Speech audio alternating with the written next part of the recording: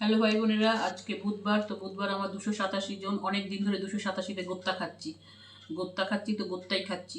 তো যাই হোক, ওই 287 জন সাবস্ক্রাইবারকে অন্তর থেকে ধন্যবাদ ও ভালোবাসা। যারা এখনও সাবস্ক্রাইব করনি, দেখো, অথচ আমাকে দেখো, ভালোবাসো, তো তারাও ভালোবাসলে সাবস্ক্রাইব করো। তো আজকে সুখিনীর দুপুরে খাওয়া দাওয়ার ভিডিওটি দেখিয়ে দিই তোমাদের। আজকে হয়েছে মুরগির মাংস আর পোস্ত। কোনো শাক নেই ভাই বোনেরা। আমি একটু অর্ডার করেছিলাম মেথি শাক জিও মার্টে, তো ওরা লিখছে নট অ্যাভেলেবেল। তো যাই হোক, তা ওর বাবাকে কি বললাম যে একটু আলু পোস্তই করে ফেলি। আর কী করবো, একটু পাতলা পাতলা করে আলু, পাতলা পাতলা হয়নি, ও টেনে নিয়েছে। একটু শুটিয়েও দিয়েছি, কাঁচা লঙ্কা বেটে। পোস্ত তো একটু ভ্যালুয়েবল খাবার, কিন্তু কী করবো, একটু পোস্ত পোস্ত না হলে না আমার আলু পোস্ত ভালো লাগে না ভাই বোনের। অনেকটা পোস্ত, প্রায় 50 গ্রাম পোস্ত লেগেছে। আর পেঁয়াজ একটু কেটেছি, এর সাথে লাগবে একটু পেঁয়াজ।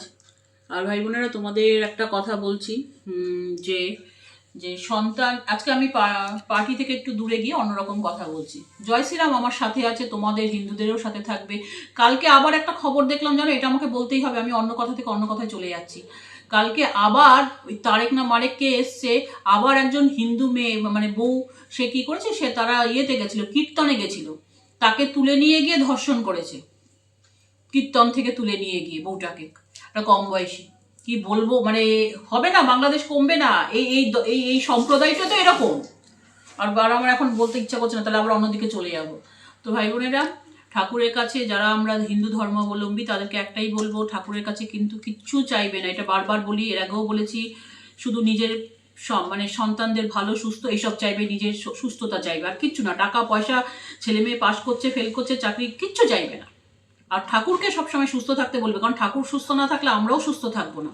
ঠিক আছে, এটা যেন মাথায় থাকে। ঈশ্বর যদি সুস্থ না থাকে, তুমি শুধু নিজের সুস্থতা চাইবে, ঈশ্বরের সুস্থতা চাইবে না, তাহলে হবে না।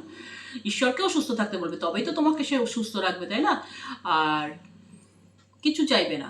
আর একটা কথা, হ্যাঁ, যেটা হচ্ছে, কি বলে, সন্তান সবসময় সন্তানকে সমান চোখে দেখবে। মানে দুটো সন্তান থাকে, দুজনকে দুরকম চোখে দেখবে না।